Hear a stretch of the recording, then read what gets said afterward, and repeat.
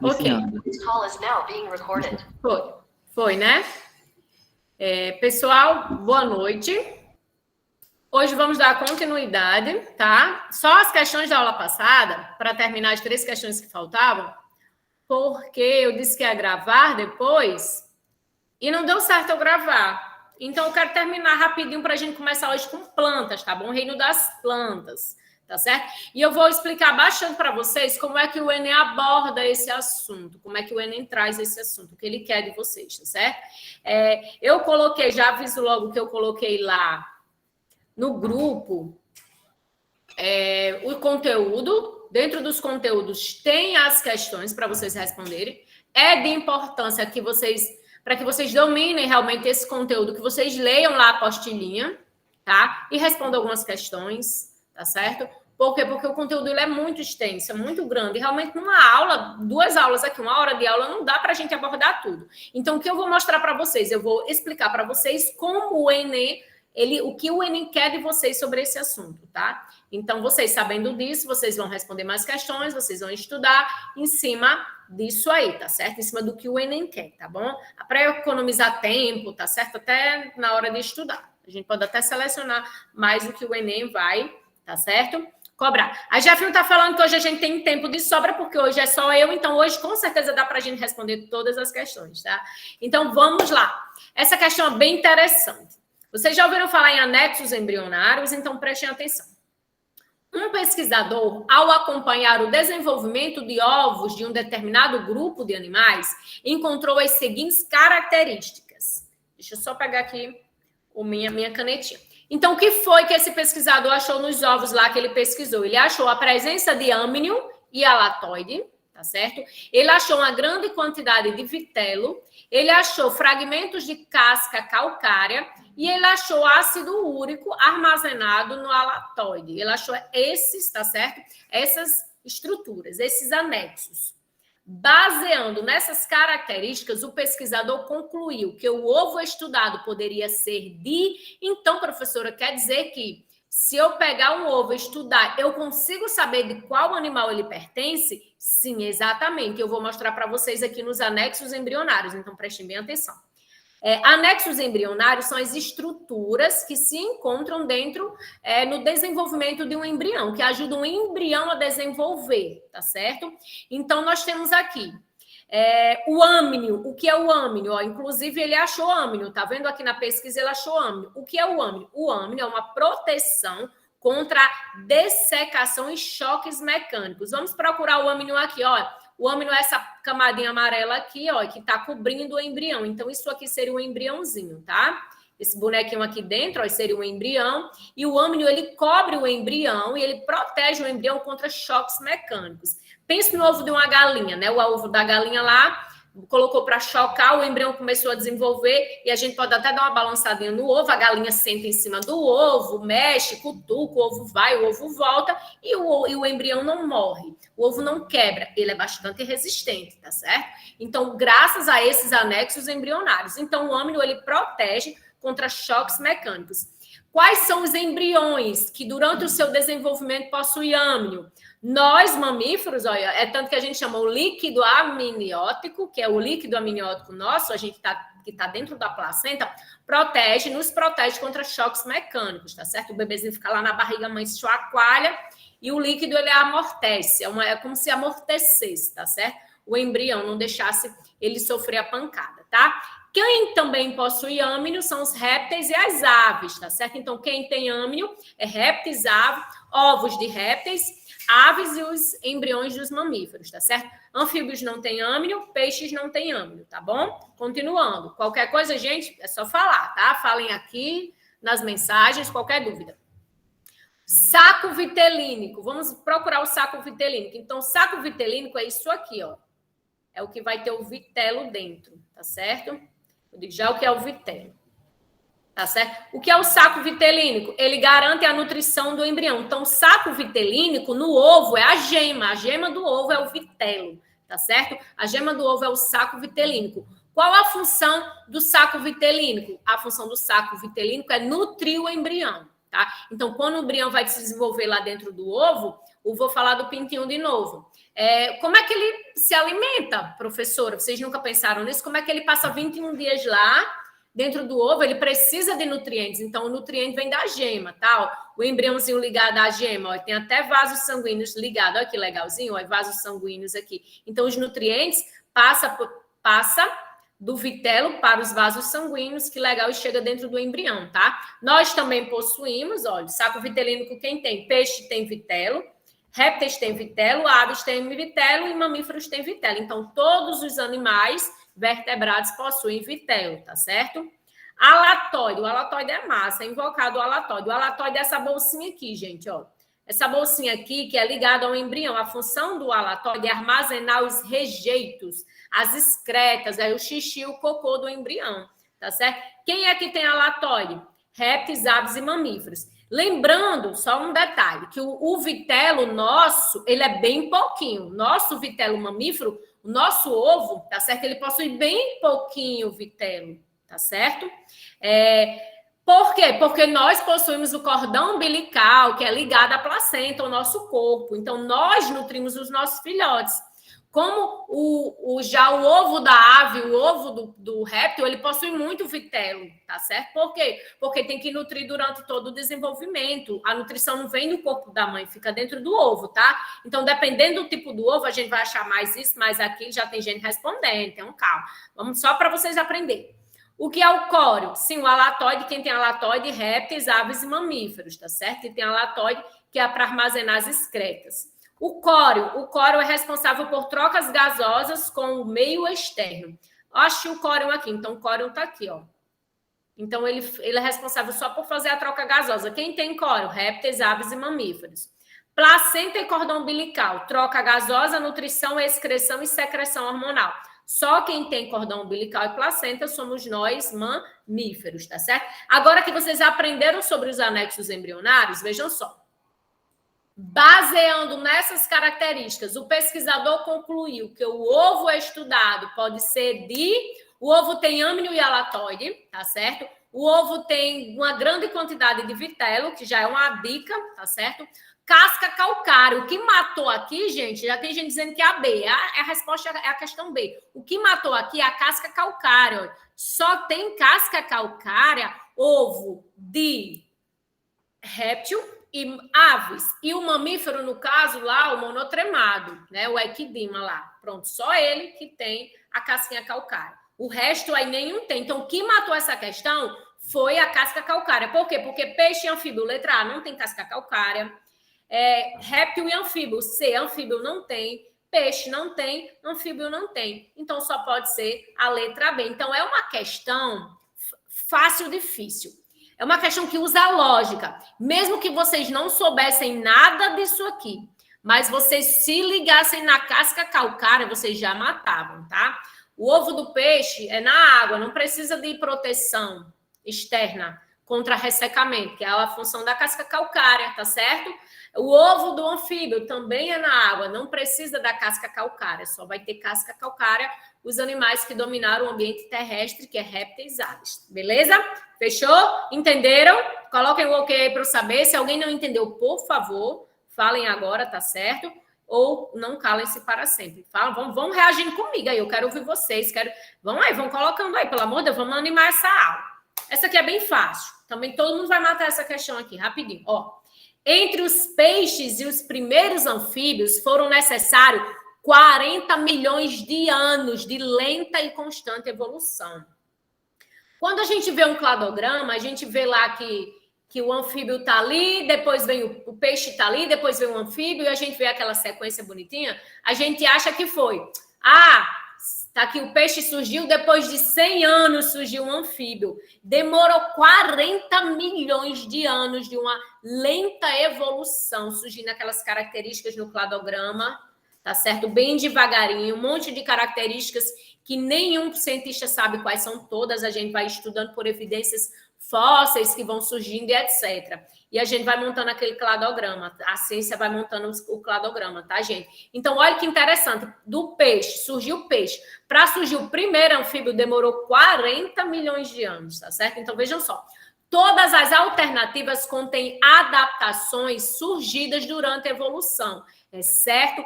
Qual é a única evolução que consta aqui nas alternativas, gente, que não surgiu entre os peixes e os anfíbios? Qual foi? Vamos lá. Já tem aqui gente colocando letra D. E aí, pessoal? Manutenção da pele úmida. Essa evolução entre os peixes e os anfíbios surgiram?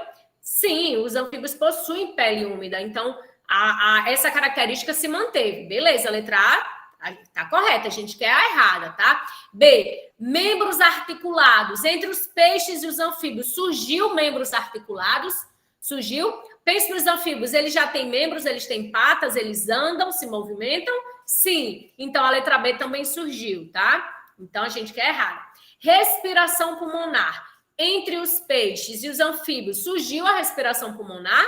Sim, claro. Exatamente a respiração pulmonar que permitiu com que os anfíbios fossem os primeiros, membros articulados, lembram do cladograma da aula passada? Membros articulados e respiração pulmonar foram as características que permitiram com que surgissem os anfíbios, tá certo? Então, a B e a C tá correta, só pode ser a letra D. Termorregulação.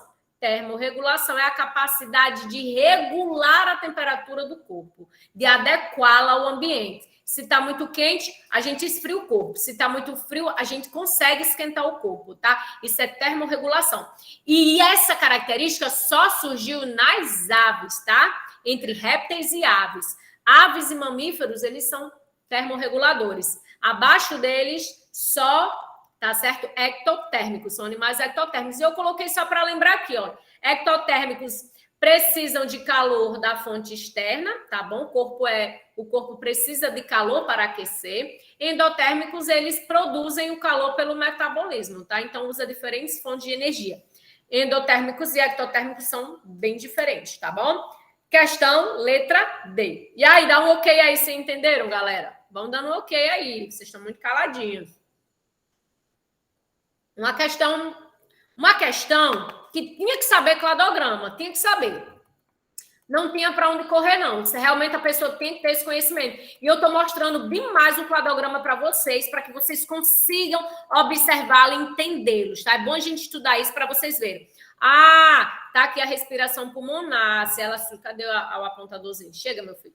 A respiração pulmonar apareceu aqui, então só daqui para cima, tá? Que esses animais irão possuir respiração pulmonar. Então é assim que a gente lê o cladograma, a gente vai observando as características que surgiram para identificar aqui quem tem qual característica, tá bom? É muito legal, tá dizendo? Eu lembrei do sapo. Ai, gente, tô tão traumatizada com as histórias que eu escuto, que eu postei um negocinho dos sapos, veio uma galera dizer que matava sapo, que eu fico doente. Aí meu marido fazia tudo isso quando era criança, matava rolinha, matava sapo. Ele se lascou porque casou com uma bióloga e hoje obriga ele a salvar o sapinho. Mas, rapaz, só estou, né? Como é a vida, né? Faz aqui, se paga aqui, a verdade é essa. Eu lembrei do sapo, não sei se faz sentido, mas acertei a questão por causa disso. Faz sentido, minha linda. A gente conversa, tudo que a gente conversa aqui é conhecimento trocado. Tá certo? É conhecimento trocado. Então, vamos agora para as plantas. Deixa eu fechar aqui agora. Ai, não, ainda falta uma questão. Mantenha. Chega, dona Maria.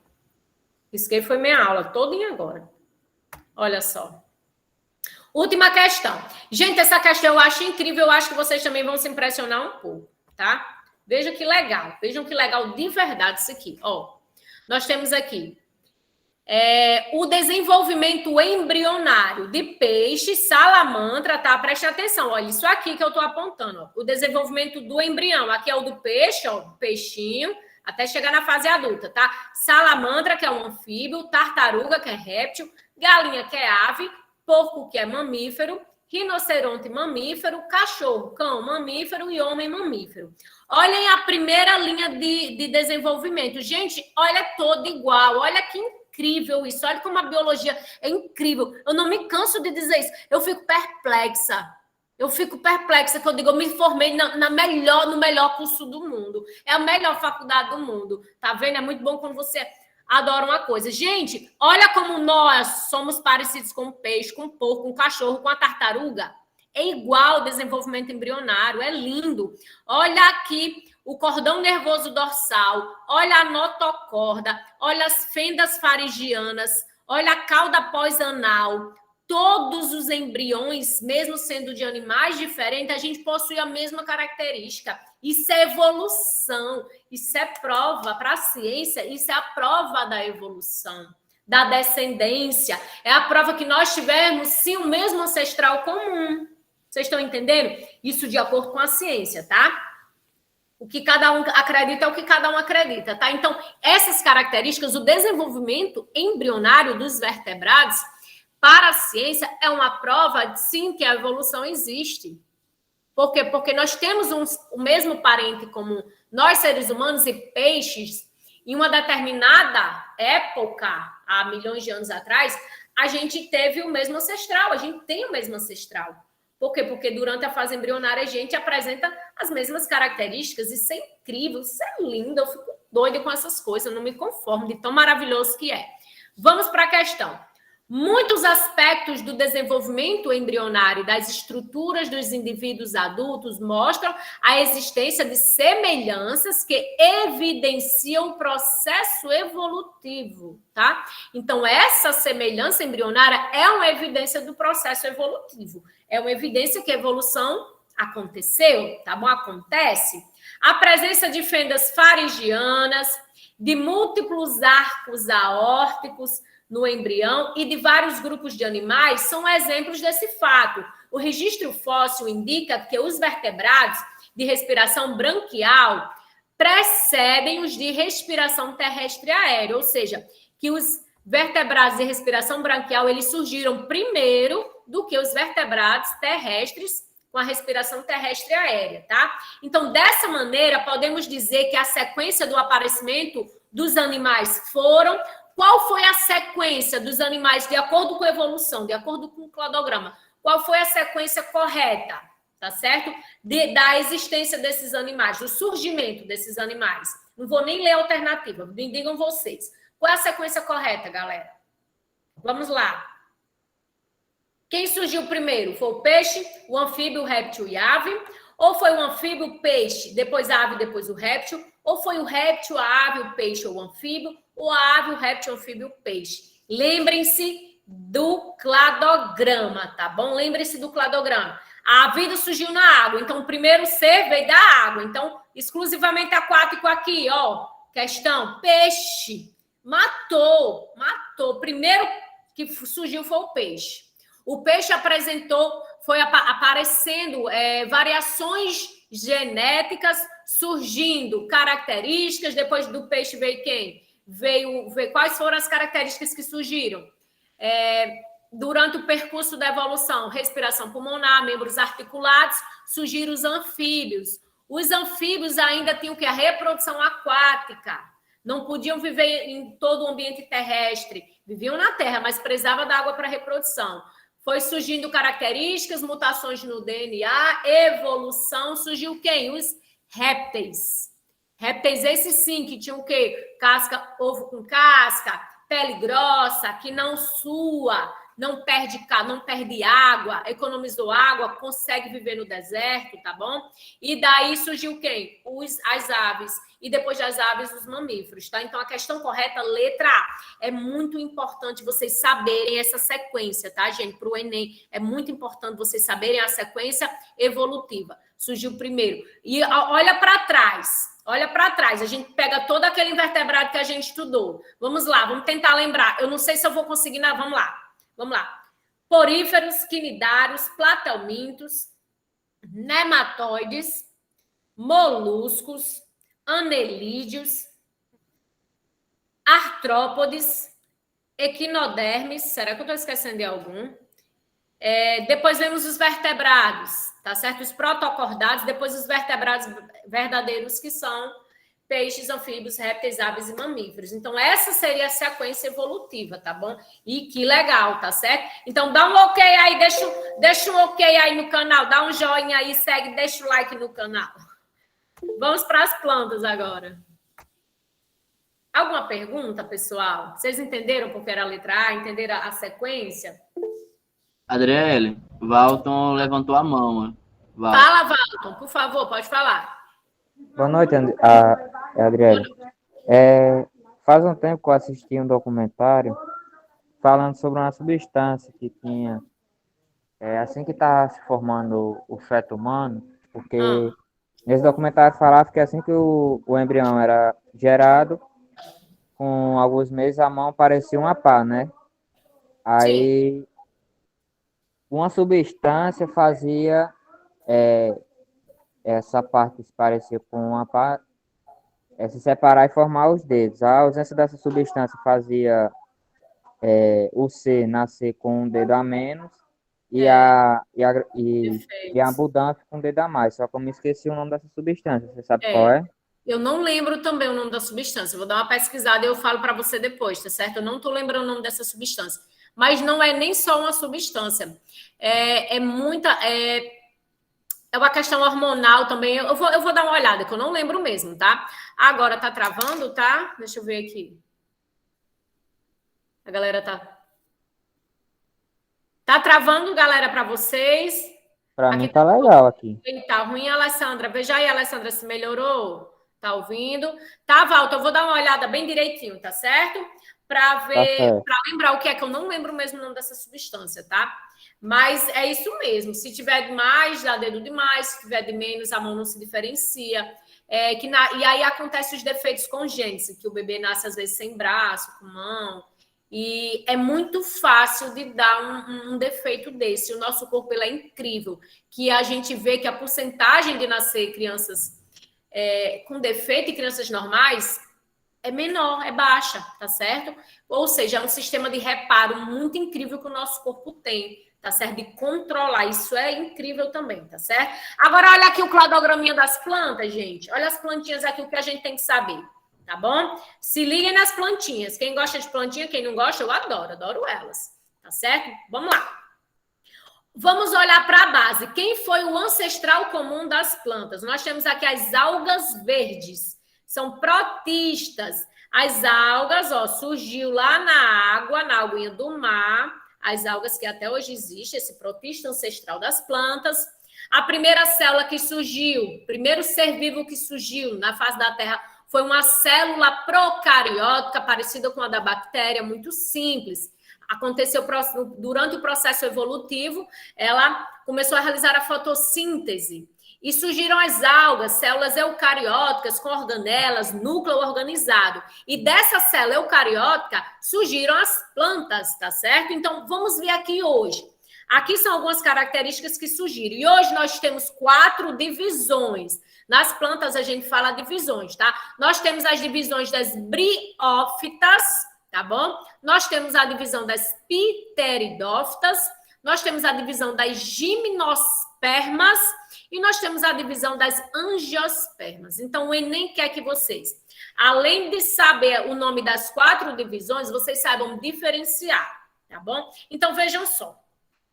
Vamos saber quais foram as características que surgiram durante a evolução para existir as briófitas hoje. Então, aqui nós temos antes, que era só algas, as algas, elas se reproduziam como? Elas se reproduziam, pessoal, as células se reproduziam apenas por mitose. Elas se dividiam, tá? Eram seres unicelulares. Então, a primeira característica que surgiu aqui para dar origem às plantas foram o quê?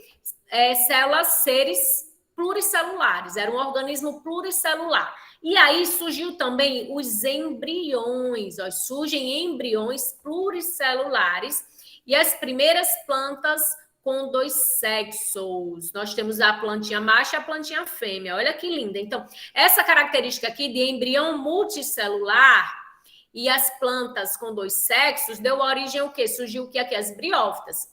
As briófitas são muito simples, galera. Elas são plantas muito simples. Primeiro, plantas de pequeno porte, elas são bem pequenininhas mesmo.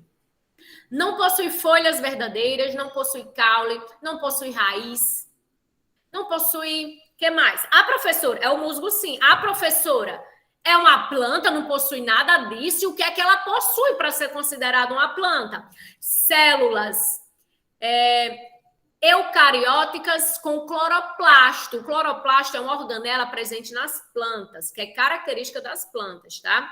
Esse cloroplasto armazena dentro dele um pigmento chamado clorofila, que dá a cor verde das plantas e permite que elas realizem a fotossíntese, que é o processo que elas produzem o próprio alimento delas, tá? Então, ela é considerada planta sim, tá? Aí, qual é a principal característica das briófitas? Que são aqui o exemplo, os musgos. Ó, não possui vasos condutores. Gente, elas são consideradas avasculares, tá certo? As plantas, eu vou dar um exemplo aqui, eu vou fazer uma árvore aqui. Elas possuem vasos condutores, que é o xilema, que transporta a água de baixo para cima, da raiz até as folhas, tá? E possui outro vaso condutor, que é chamado de floema. Deixa eu botar aqui, floema.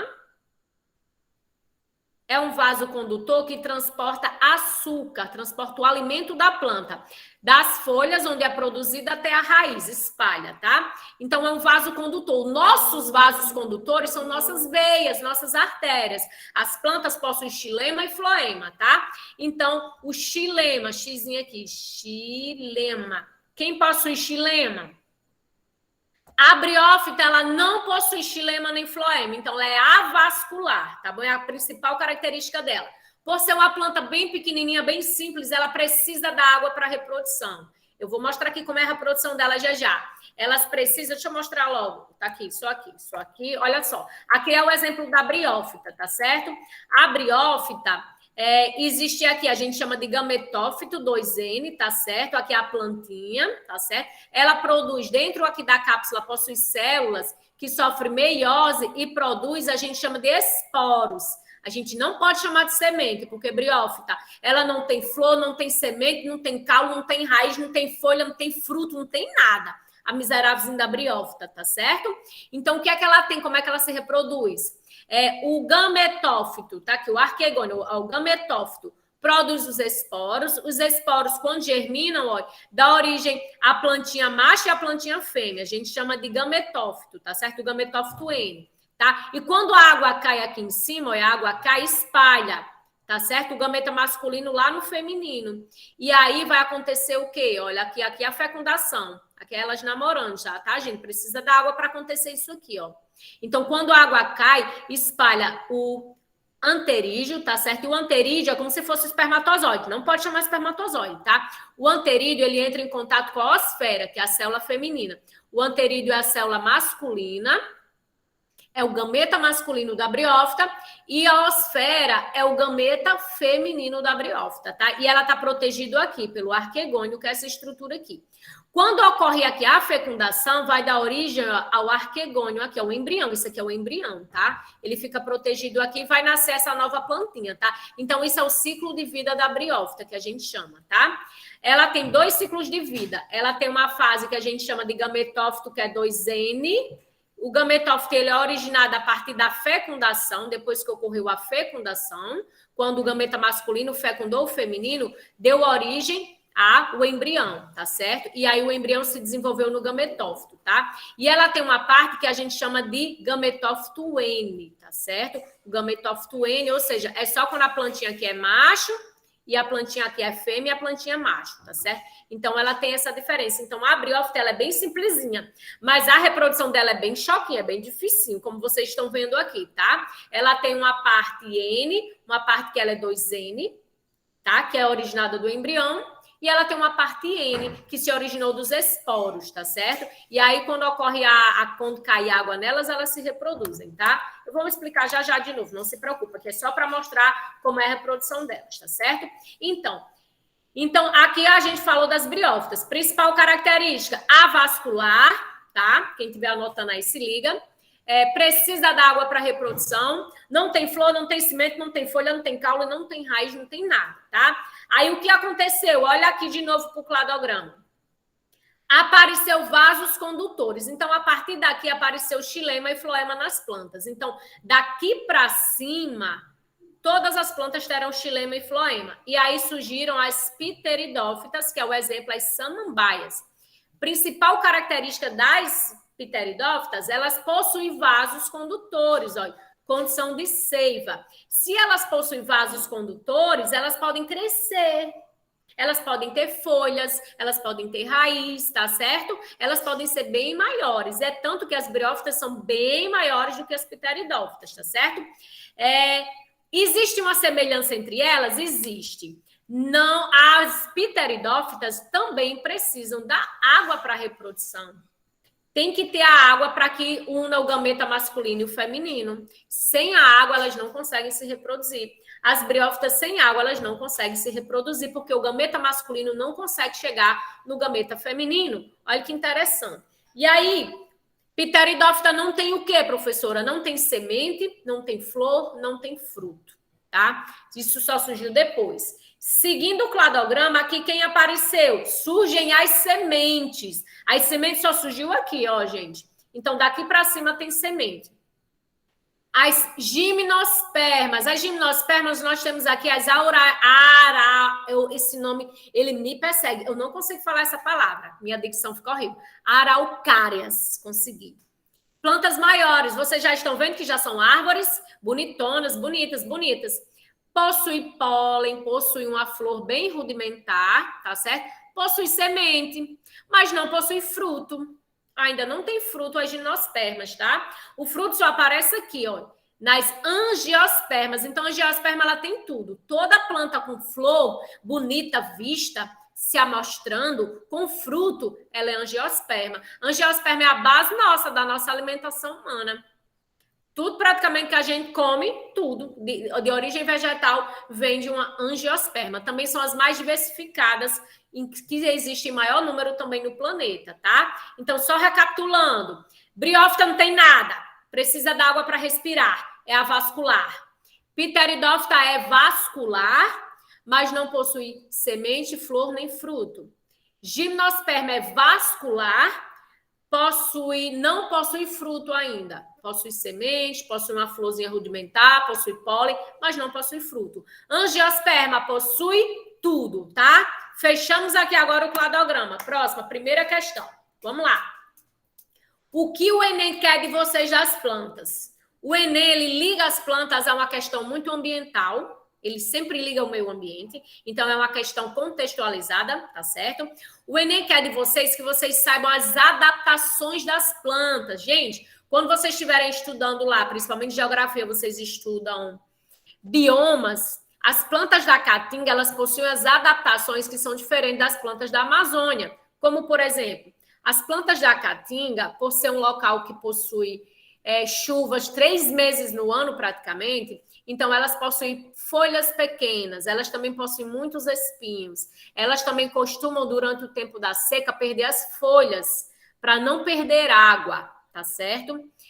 Outra característica, elas são de pequeno porte, no máximo 13 metros de altura, no máximo, tá? Diferente da Amazônia, que chega a árvore de 100 metros de altura, tá certo?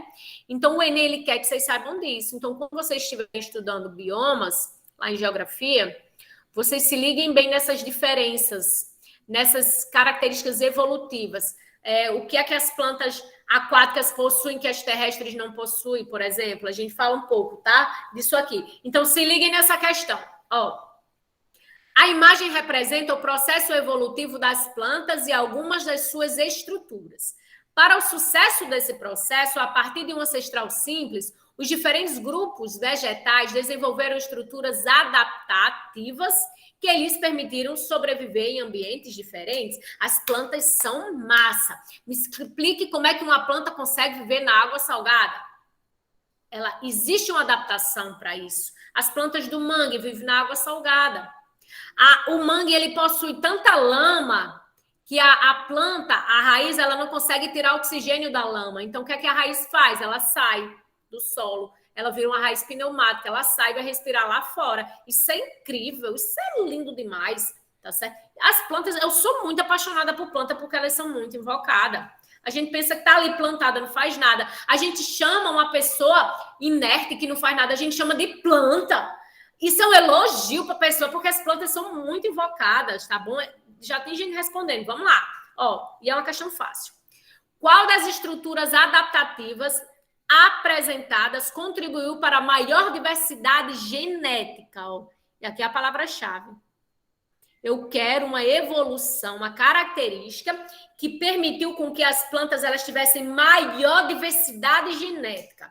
Vamos analisar? Vamos. Aqui ela já veio dizendo o cladograma, mostrou o gametófito dominante, mostrou o episporófito, tá? O que é o gametófito? Vamos lá, só para eu mostrar, que eu não falei lá. O que é o gametófito, tá?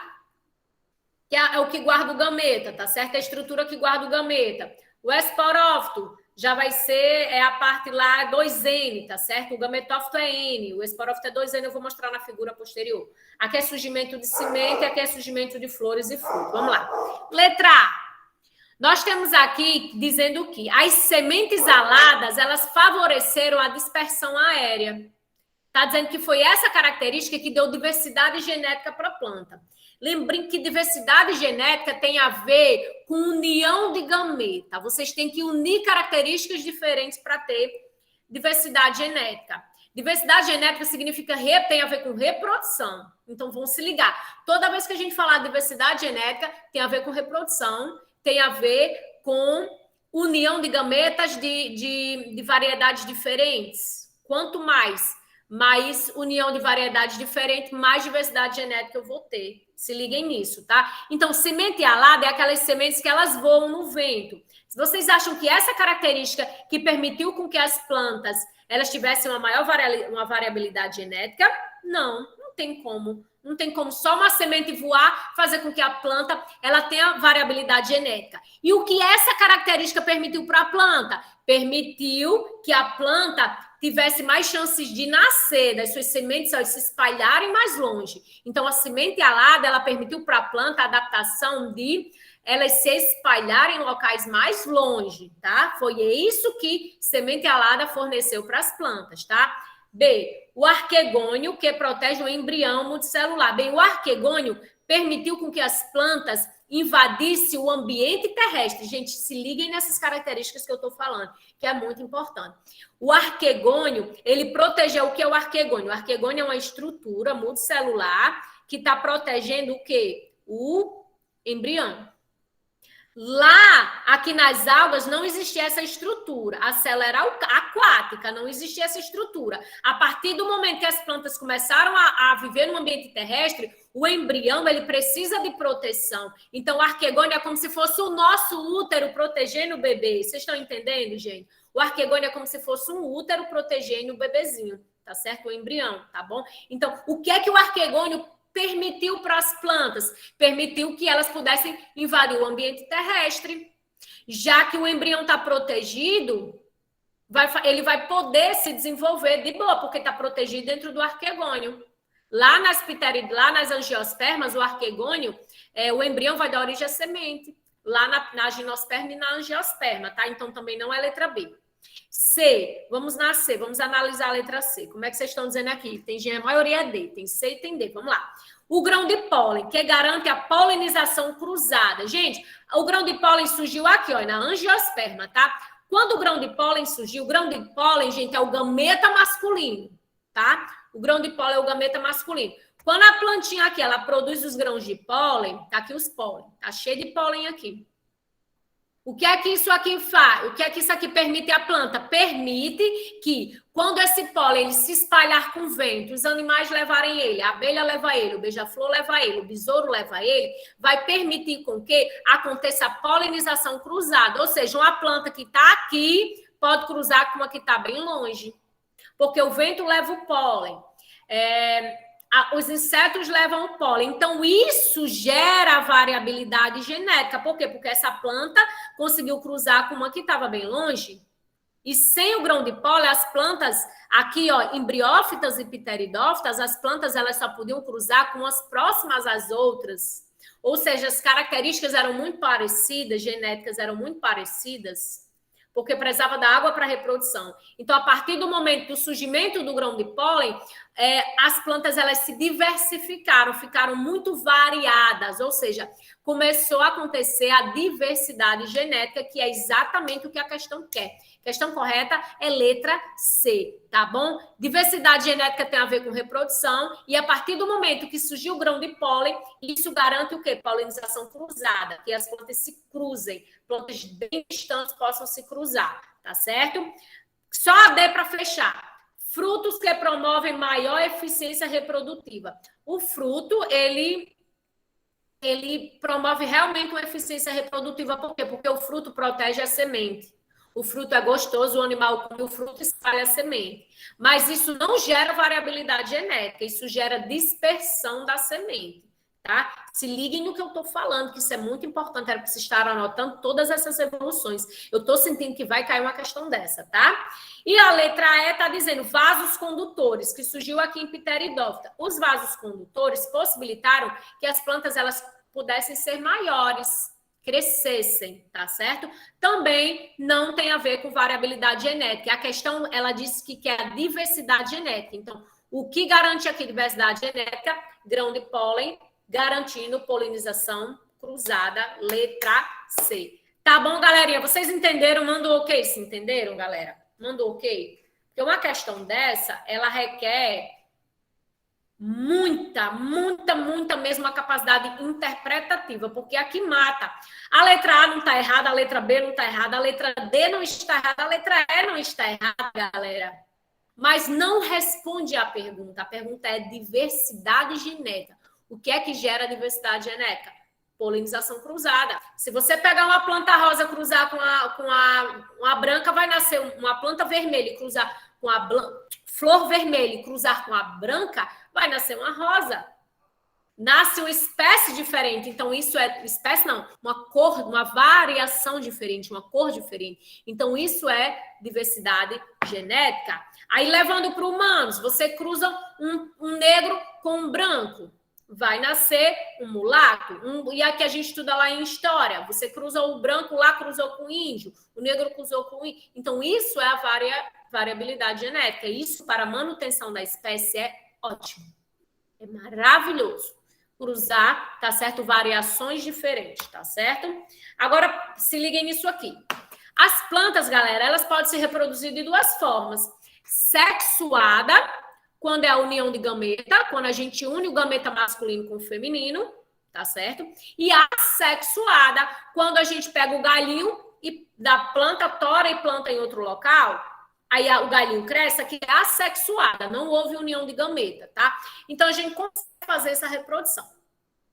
A reprodução, qual é a vantagem e desvantagem? Veja só, a reprodução assexuada, ela tem uma desvantagem, por quê? Porque toda planta gerada assexuadamente, ela é igual à planta-mãe, tá? Geneticamente igual. Se eu pegar e fizer um plantio inteiro de uvas, de uma planta original, de uma única planta, sem variabilidade genética, todas geneticamente iguais, é como se fossem todas clones, tá certo?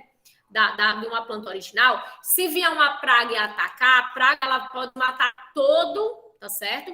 Toda a plantação.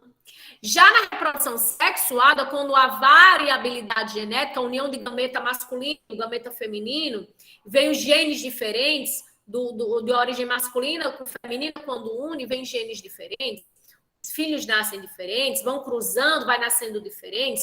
Isso a gente chama de variabilidade genética. Isso para a biologia é bom, por quê? Porque se vier uma praga atacar o plantio, pode ser que existe uma variação que seja forte a praga. E aí aquela variação ela vai se reproduzir e não vai matar todo, tá certo? Não vai matar toda a plantação. Tá? Então, para a biologia, sempre variabilidade genética ela é melhor. Então, tudo que gere variabilidade genética ela é melhor, tá certo? Vejam só. Então, a reprodução sexuada envolve a recombinação genética, porque você une o gameta masculino com o feminino, tá certo? Já a reprodução assexuada é quando você partes da planta original de um indivíduo que é idêntico a ele, é o galinho da planta que a gente planta, como eu falei, tá? Então, nas plantas, existe uma coisinha chamada de alternância de geração. Vamos ver agora que eu vou explicar para vocês. O que é que significa isso? Tem a época, tem um tempo aqui que durante o desenvolvimento, durante a reprodução da planta, que ela está na fase de gametófito, tá certo? Gametófito, tá certo? É uma fase que a planta ela está haploide, ela tem apenas um conjunto de cromossomas. A gente chama que o gametófito é N, tá? O gametófito sempre vai ser N. E tem época que a planta está no ciclo que está na fase de esporófito, tá? O que é o gametófito? Olha, A produção de gameta acontece no gametófito. Então, o gametófito, tá? Vai ser onde o gameta vai ser produzido. Eu vou mostrar para vocês no desenho, tá?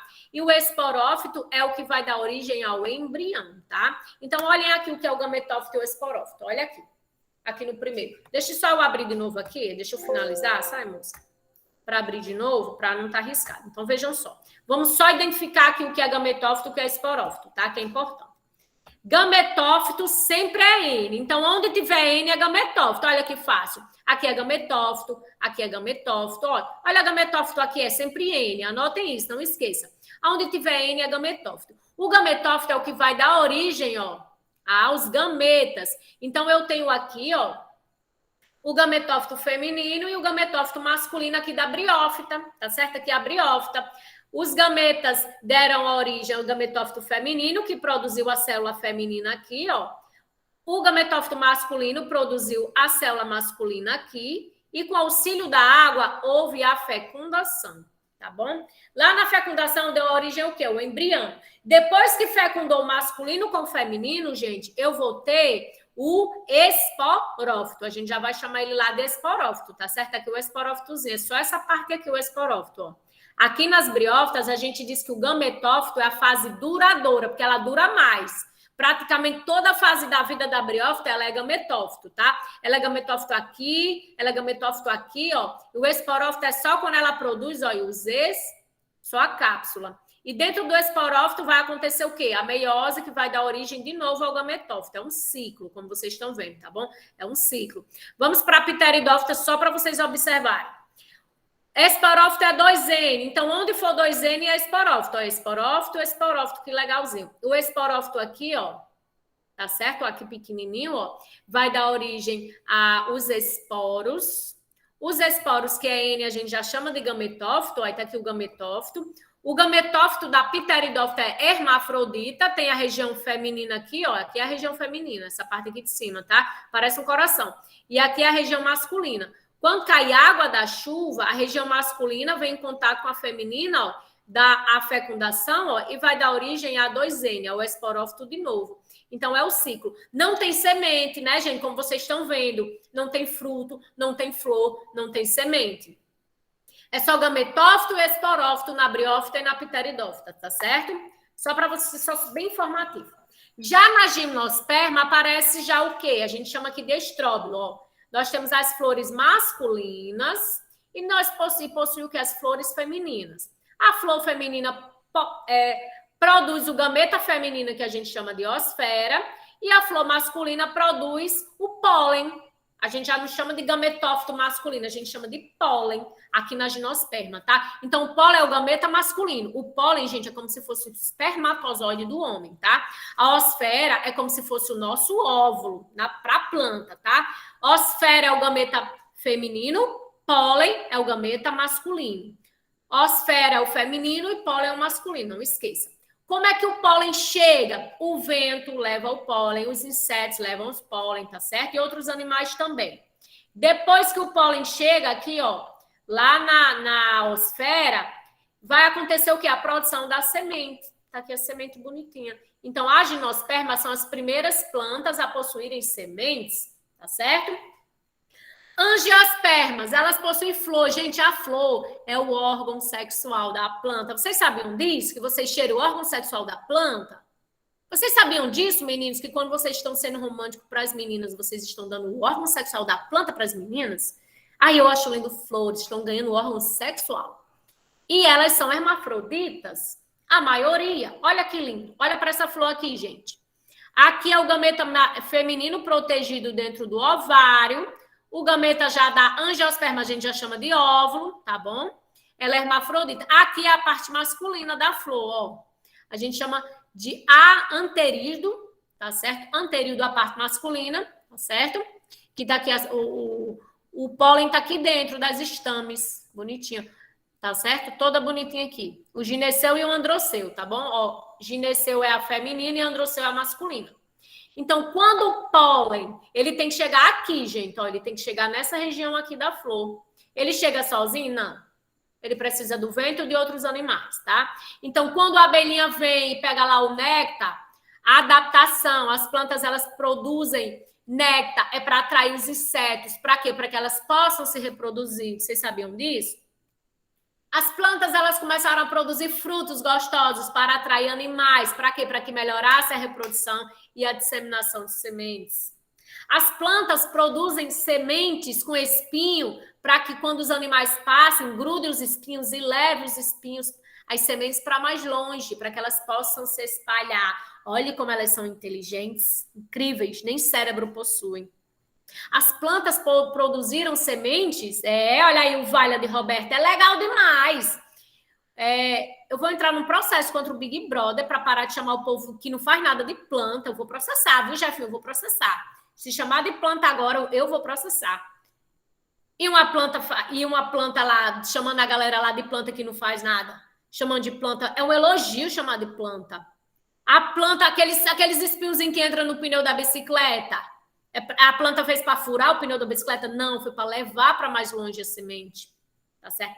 Sementes que são adaptadas a ambientes ácidos. Gente, o café mais caro do mundo é um café que o animal come a semente e ele engola a semente de café, aí fica armazenada no intestino, lá ocorre a fermentação natural dentro do intestino do animal. O animal faz o cocô, a semente lá, intacta, só que fermentada, e aí essa semente é pega e processada e feito o café. O café mais caro do mundo é o cocô de um animal. Que legal. Pois é. O menino raiva quando o pneu furava. As plantas são muito inteligentes. Além de, olha outra função da planta. Vamos lá. Fornecer alimento para a gente, sombra, qualidade de vida. As plantas é quem controla a umidade do planeta, sabe? A umidade do planeta. São as plantas quem fazem esse controle. Se está havendo desmatamento na Amazônia, se está havendo queimadas lá no sul, no sudeste, centro-oeste, o sudeste, lógico que não vai ter mais água, porque elas que controlam os rios aéreos. A água evapora, fica nas nuvens e cai chuva no sudeste graças à Amazônia. Futuro, se a Amazônia for mais destruída, o sudeste vai virar um deserto aqui no Brasil. O sul também, tá certo? Isso só por causa do desmatamento. Então, tá enfrentando uma das maiores secas, o sul e o sudeste. Lógico, o Pantanal pegando fogo, tá com 4 anos que ninguém apaga o fogo do Pantanal. A Amazônia pegando fogo. Como é que você quer chuva? Como é que você quer chuva? Né? A gente parar para pensar, é complicado. Planta é vida. Não é o pulmão do mundo, a Amazônia. Não, ela não produz o oxigênio que a gente respira. A maior parte do oxigênio é produzido pelas algas no mar. Mas é quem produz a água, os rios. A água das chuvas é as florestas, tá? Por quê? Porque a água evapora, a planta suga a água do solo pela raiz, evapora pela folha, tá? E fica lá formando chuva, tá certo? Então não tem umidade. Se você tem um local, se você desmata, nunca vai reter água. Nunca vai ter água no subsolo se não tem planta. Nunca vai ter água no subsolo, nunca vai ter evaporação de água. Acabou-se, deserto? Claro que vai virar deserto.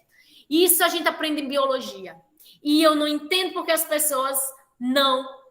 É tão difícil uma política pública para proteger floresta. É tão difícil. A Amazônia é essencial para o planeta. Essencial para o planeta porque ela faz essa troca. Ela umidifica o ar, tá? É incrível demais. É um pouco triste até pensar nisso. Que a gente diz, a gente burra. Mas a gente está caminhando para um processo de destruição em massa da humanidade. Um caminho sem volta. Sem volta mesmo. Sem volta mesmo. Porque... Eu não acredito que tenha mais jeito, eu não tenho mais esperança que tenha jeito, eu estou sendo bem pessimista, mas é verdade. A não ser que acorde mesmo assim, amanhã e todo mundo pare fazer uma política pública que funcione. Deixe floresta quieta, tá? Mas um reflorestamento, se não fizer isso, a gente tá lascado, tá? Voltando para a planta que são inteligentes. Quando o pólen consegue chegar aqui, ó, vamos passar para frente. Olha o pólen aqui bonitinho, ó. A gente chama de microsporo, microsporogênese. É a meiose que produz o poro, o pólen. Macrosporogênese é a meiose que produz a osfera, tá bom? Que é o óvulozinho aqui, ó. O pólen, ele é incrível, o pólen. Quando ele chega lá na plantinha, ele pega aqui no início, gente, ele produz ainda o tubo polínico, que é um tubinho enorme ainda, ó. Olha aqui, ó. Ó, o pólen chega aqui, ó, aí ele produz um tubo polínico para chegar lá dentro da plantinha. Gente, isso é incrível demais. Eu acho a planta muito incrível, tá? Então, e aí ocorre o quê? A reprodução sexuada, que é a mistura de gameta masculino com feminino. Isso é incrível. E aí formou a nossa semente. A semente é o embrião, é o que guarda o embrião da plantinha está dentro da semente, tá, gente? O que cobre a semente é o ovário da planta, que a gente chama de fruto. O fruto é o ovário da planta, a gente come o ovário da planta, e que é gostoso, que é delicioso, suculento, doce, tá certo? E tá certo, e nós temos aqui. É porque onde tem dinheiro envolvido, aí tem uma política de defesa, infelizmente, é o negócios, né? Sabendo que se der mais importância a essa questão econômica, vai lascar do outro lado. Se faltar água, vai lascar. Se faltar energia, lasca o planeta. A gente está passando por uma crise energética. A energia a gente está pagando caríssima. Por quê? Porque está na época de seca. Não tem chuva. Não tem chuva, não tem rio, não tem hidrelétrica, não tem energia. Deixa a floresta quieta que tem energia. Vocês estão entendendo como é uma bola de neve? Volta para a gente paga a conta cara do mesmo jeito. Isso vai terminar sendo ruim para a humanidade. Então, todo o impacto que a gente causa ao meio ambiente, ele volta para a gente com muita força. A pancada é muito grande, tá certo? Então, a gente tem que produzir energia renovável. O Rio Grande do Norte, ele está sendo o que aqui? Ele está sendo padrão, modelo em produção de energia eólica. Aqui no Brasil a gente está fechando, mas essa energia ainda não está sendo distribuída, ainda não tem uma rede de transmissão. Ou seja, ainda não tem gente interessada em baratear a energia, só por isso. É complicado, porque a massa não importa para a massa, a população, não é nós que importa. O que importa são os grandes ganharem cada vez mais, tá? E isso é complicado mesmo. A gente está caminhando por um caminho sem volta. Questão. Prestem atenção de novo que o Enem sempre aborda a adaptação das plantas. Eles querem que vocês entendam porque as plantas elas fazem certas coisas mirabolantes, tá bom? Então prestem atenção. Garganta seca. Uma questão que foi 2012, então prestem atenção. As barragens hidrelétricas que são feitas pelo homem acabam tendo uma consequência lá na frente. Porque, Henrique, a gente faz a barragem, a gente para o curso de um rio, a gente impede a reprodução dos peixes, animais, etc., para produzir energia. Sempre é um impacto, vai ter um impacto ambiental e aí a gente analisa o custo-benefício, tá? O ideal era a gente começar a investir em energia limpa, uma energia renovável limpa, sem precisar estar dependendo ainda de hidrelétrica. Aqui no Brasil a gente tem um potencial grande, sol a gente não falta aqui. E não é investido, gente, não, infelizmente, tá? Então, os frutos são exclusivos das angiospermas. E a dispersão das sementes dessas plantas é muito importante para garantir o sucesso reprodutivo, pois permite a conquista de novos territórios. A dispersão ela é favorecida por certas características do fruto. Nós temos cores fortes, vibrantes, gosto, odor agradável, polpa suculenta. E das sementes, nós temos presença de gancho. Olha que legal isso aqui, gente. Isso aqui vamos riscar. Aqui a própria questão está dizendo que adaptações que as plantas produzem em seus frutos e sementes para que elas se disseminem, elas sejam espalhadas pelos animais, por exemplo. Cores fortes, vibrantes, odor agradável, polpa suculenta. Vai atrair, logicamente, uma clientela. As sementes, elas possuem o quê? Ganchos para se enganchar.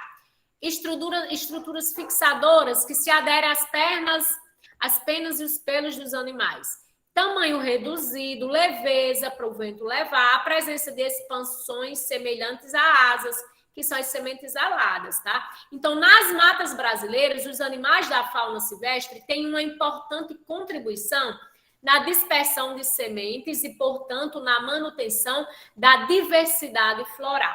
Vamos lá. Das características de frutos e sementes apresentadas, quais estão diretamente, olha, isso aqui é uma palavra-chave, diretamente associada ao mecanismo de atração de aves e mamíferos, tá bom? E aí, galera, qual das alternativas abaixo estão diretamente relacionadas para que aves e mamíferos possam dispersar? Vamos lá. Ganchos que permitem a adesão aos pelos e penas. expansão semelhante a asas que favorecem a flutuação. A, até que vocês podiam ficar meio assim. Agora a B, ó, expansão de asas. Isso aqui não precisa, se ela tem essa para flutuar, ela precisa do vento, ela não precisa de ave e mamífero, tá bom? Tá certo? Esses ganchos que permitem a adesão. Vamos lá. C. Estruturas fixadoras que se aderem às asas, do mesmo jeito da B. Se está se aderindo, né? D. Fruto com polpa suculenta que favorece a energia aos dispersantes. E leveza é o tamanho reduzido das sementes que favorece a flutuação. Então, aqui já estou vendo 2D. O que é que vocês marcariam? Qual a alternativa que seria diretamente associada ao mecanismo de atração? Que a planta produziu aquilo para atrair a ave e o mamífero. Então, se ela produziu aquilo para que o ave e o mamífero vá lá, que é diretamente relacionada, gente, é a letra D. Por quê? Não pode ser a letra A, professora? Porque a dispersão ela não é diretamente relacionada. O fato da planta ter um gancho não vai atrair o mamífero, tá? O mamífero passou lá aleatoriamente e a semente se enganchou no mamífero. Vocês estão entendendo? Tá bom? Não é diretamente. Do mesmo jeito, a letra C. Estruturas fixadoras, não é diretamente, tá? Então, a resposta, ela tem que ser o quê? Uma adaptação que faz com que o mamífero se interesse pelo fruto. E a única questão que traz essa adaptação é uma polpa suculenta que fornece energia, ou seja, alimento. O mamífero sentiu-se atraído, porque a comida é doce, é bom, fornece energia, precisa se alimentar, e aí espalha a semente. Então, a alternativa correta, letra D. Uma questão muito boa. Essa aqui é uma questão muito boa que fez a gente discutir um monte de adaptação. Hoje, nessa questão, a gente discutiu todas as adaptações do fruto e da semente. Tá certo? Então, a gente tem o que mais? Os insetos, eles se atraem pela cor. Alguns é pela cor. As borboletas, as abelhas, elas enxergam diferente da gente. O olho da abelha ele é muito mais complexo. Eles captam a cor. Então, a cor, a planta, a flor produz a cor, e a cor indica que lá tem um néctar docinho. Então, a abelha de longe vê aquela flor colorida. Então, ela vai em direção. Chegou lá, pegou o néctar, pegou o quê? Pólen. E para a planta é bom o quê? Que ela leve o pólen. Por quê? Porque essa abelha vai visitar várias flores durante o dia e vai espalhar o pólen. E aí vai acontecer o quê? Variabilidade genética. Tá? Do mesmo jeito a borboleta, o beija-flor, outros insetos, tá certo? E as plantas, elas são, tô dizendo a vocês, existem plantas na África que quando as girafas começam a comê-las, elas começam a produzir toxinas. Isso mesmo, elas produzem toxina, joga a toxina no ar, essa toxina faz com que elas mudem o sabor, elas produzem a substância que muda o sabor da folha, e as plantas vizinhas, elas captam a substância no ar e elas produzem, então elas conversam uma com as outras, elas se comunicam. Existem plantas que elas, como o ninho, por exemplo, o ninho é uma planta inseticida que a gente tem na nossa cidade aqui, ela mata a abelha, não é nem legal plantar ninho, parem de plantar ninho, pelo amor de Deus, a gente tem que acabar com isso. Isso aqui não sai, moça. Controle de animais, isso aqui no controle mata a abelhinha, tem um néctar legalzinho, mas é uma planta que ela é praga na nossa região, ela não é natural aqui da nossa região. Então, a gente tem que arrancar ninho, tem que plantar o quê? Ipê, caraíba, juá, o que mais? Pereiro, que são plantas da caatinga, da nossa região. A gente tem que parar de plantar outras plantas. As frutíferas, tudo bem, a gente come, beleza, tá? Mas a gente tem que parar de plantar ninho. O ninho é uma preocupação, vocês vão ver lá na frente a desgraça que vai ser no Nordeste brasileiro o ninho, tá? Tá certo? Próxima questão. Uma pessoa falando comigo aqui agora, olha já. Tem plantas que produzem toxinas tanto nas folhas quanto no próprio tronco, como é um mecanismo de defesa. Sim, e é tanto que veneno é retirado de planta. Já ouviram falar na Comigo Ninguém Pode? O nome da planta é Comigo Ninguém Pode porque ela é tóxica, o animal que comer morre, tá? Existe na nossa caatinga um monte de planta que se o animal comer morre também. Ela verde, o animal come seca, mas se comer verde, morre. Tá? Existe muita... A salsa ela é bem tóxica aqui. O animal comer verde, intoxica na hora, tá? Aí nós temos aqui a raiz da calçada, acaba com a calçada, né? Com as tubulações também, o ninho. tá certo? Então, é uma planta que a gente tem que rever bastante o plantio dessas árvores. A sombra é legal, mas ela, como ela não é uma planta endêmica, não foi uma planta introduzida, ela é de fora, ela é asiática, eu não sei nem de onde é, eu sei que ela é asiática, ou é da China ou da Índia, não sei. E ela se adapta bem, porque a bicha é uma erva daninha, nem água precisa, tá? A bicha não precisa, então ela é muito resistente, bonitinha, tá lá verdinha, ai como é lindinha. Tá? Tem que ter cuidado com ela, tá certo? Próxima questão. Plantas pioneiras, elas são aquelas plantas que iniciam um processo natural de cicatrização de uma área desprovida de vegetação. Em geral, elas têm pequeno porte, elas crescem muito rápido, elas desenvolvem-se a pleno sol e são pouco exigentes quando há as condições do solo. Produzem uma grande quantidade de sementes e possuem ciclo de vida curto, tá certo? Essas plantas pioneiras, gente, que eu vou falar mais sobre elas, são importantes em um projeto de restauração ambiental, pois promovem no solo, tá? Pensem comigo.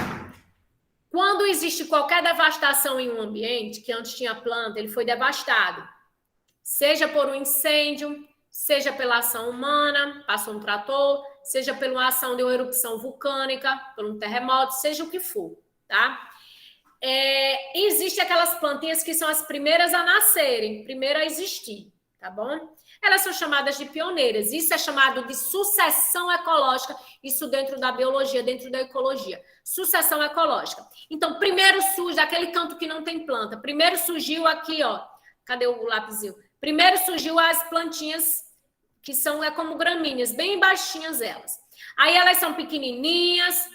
Qual é o benefício? Olha, ela promove o que no solo? A questão é, o que ela promove no solo, essas plantinhas? Elas foram a primeira a chegar. Bem, elas foram as primeiras a chegar, elas se estabelecem e aí o ecossistema ele começa a se restabelecer. Ela abre a porta para a chegada de animais que vão trazer sementes e outras plantas começam a se estabelecerem, tá? Até chegar uma comunidade clímax, que é uma floresta estabelecida. Isso demora muito tempo para acontecer, tá? Muito tempo mesmo, para que a floresta se restabeleça de novo naquele local onde foi destruído, tá? E a questão é, o que é que essas plantinhas promovem? Vamos lá, elas promovem o aumento na incidência de raios de sol, elas promovem a diminuição na absorção de água, elas promovem a estabilização da umidade, elas promovem a elevação da temperatura, aumenta a temperatura, ou elas promovem a liberação de oxigênio. Eu só vi 3 pessoas aqui dizendo C, gente. O que é que vocês acham?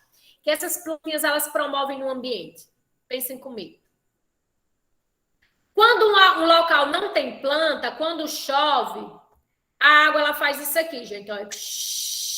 Ela passa direto. Ela escorre e leva com ela o quê? Solo, erosão. Ela causa erosão no solo. Então, a planta ela protege o solo da erosão. Quando cai a chuvinha, ela absorve a água pelas raízes, então ela deixa o solo úmido.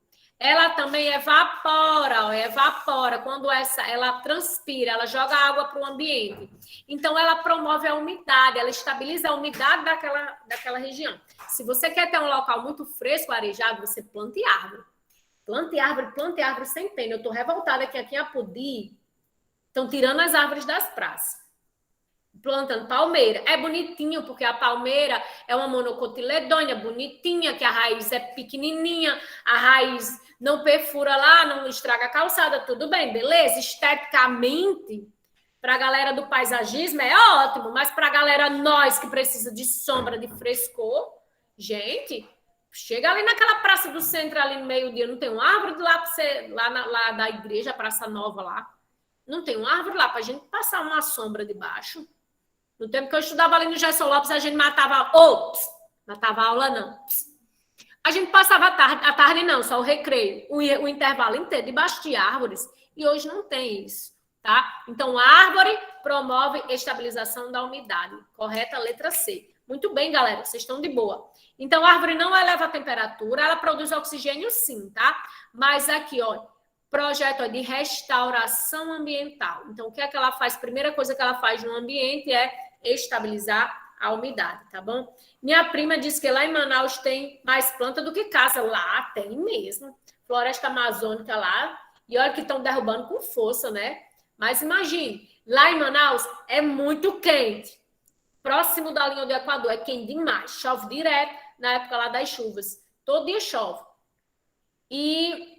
Mas é muito úmido. Lá é úmido demais. Diferente. Aqui é seco. Estou falando aqui a garganta seca. Aqui é seco o semiárido nordestino. É seco e quente. Então vamos plantar árvore, gente, pelo amor de Deus. Eu plantei um monte de semente de ipê. Quando nascer, eu vou colocar. Quem quiser, vão buscar para plantar. Vamos espalhar IP nessa cidade, vamos espalhar plantas endêmicas da nossa caatinga para tanto deixar a cidade linda quanto vocês deixam uma lembrança boa. Quer deixar uma lembrança boa no ambiente? Planta uma árvore. Vão lá e planta uma árvore. E cuide dela.